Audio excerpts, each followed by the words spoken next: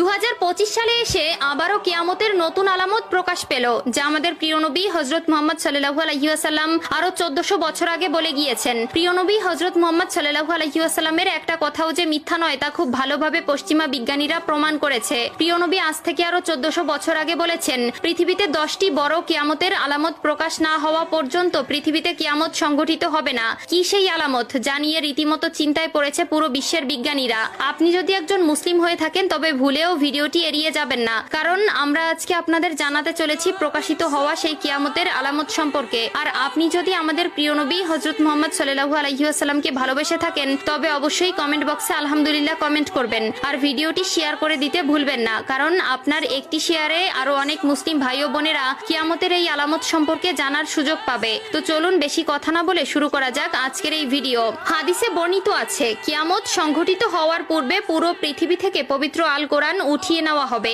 প্রিয় দর্শক, কিয়ামতের নিকটবর্তীতার প্রমাণস্বরূপ কিছু আলামত প্রকাশ পাবে। এর মধ্যে কিছু হবে বড় আলামত, আবার কিছু হবে ছোট ছোট আলামত। ইতিমধ্যে পুরো বিশ্বে অসংখ্য কিয়ামতের ছোট আলামত প্রকাশিত হয়েছে।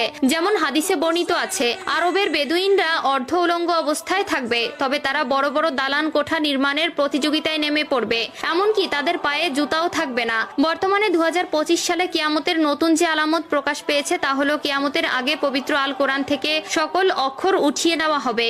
ইতিমধ্যে এমনই কিছু তথ্য প্রকাশ পেয়েছে। আজ থেকে প্রায় 1400 বছর আগে মহান আল্লাহ তাআলা হযরত মুহাম্মদ সাল্লাল্লাহু আলাইহি ওয়াসাল্লামের উপর কোরআন নাজিল করেন এবং আল্লাহ তাআলা ঘোষণা দেন কিয়ামতের আগ পর্যন্ত তিনি নিজেই তা সংরক্ষণ করবেন। আল্লাহ তাআলা পবিত্র আল কোরআনের মধ্যে বলেছেন, নিশ্চয়ই আমি কোরআন অবতীর্ণ করেছি এবং আমি এর সংরক্ষক। সূরা আল হিজর আয়াত নম্বর 9। কিন্তু এমন এক সময় আসবে যখন মানুষ কোরআন ভুলে যাবে। পৃথিবীতে এমন কেউ থাকবে না যে কোরআন স্মরণ করবে। তখন আল্লাহ তাআলা এই পৃথিবী থেকে কোরআন তুলে নিবেন। এরপর ইসরাফিল আলাইহিস সালাম সিংগায় ফুঁক দিবেন এবং এই মহাবিশ্ব ধ্বংস হয়ে যাবে। রাসূলুল্লাহ সাল্লাল্লাহু আলাইহি ওয়াসাল্লাম বলেছেন, রাতের অন্ধকারে কোরআন মানুষের বুক থেকে উঠিয়ে নেওয়া হবে, এমনকি মুসহাফের একটি আয়াতও পৃথিবীতে অবশিষ্ট থাকবে না। ইবনে মাজাহ হাদিস নম্বর 4050। কিয়ামতের আগে পৃথিবীতে কোনো মুমিন ব্যক্তি থাকবে না। কিয়ামত আসবে পৃথিবীর সবচেয়ে নিকৃষ্ট মানুষদের উপর।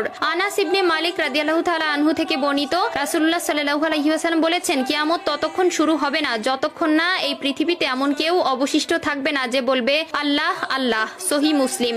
অর্থাৎ কিয়ামতের আগে সকল মুসলিম মারা যাবে। আবু হুরায়রা রাদিয়াল্লাহু তাআলা আনহু থেকে বর্ণিত, রাসূলুল্লাহ সাল্লাল্লাহু আলাইহি ওয়াসাল্লাম বলেছেন, আল্লাহ তাআলা ইয়েমেন থেকে একটি মৃদু বাতাস প্রবাহিত করবেন যা রেশমের মতো মসৃণ হবে। যার অন্তরে এক বিন্দু পরিমাণেও ঈমান থাকবে সে সেই বাতাসে শান্তির মৃত্যুবরণ করবে। সহিহ মুসলিম।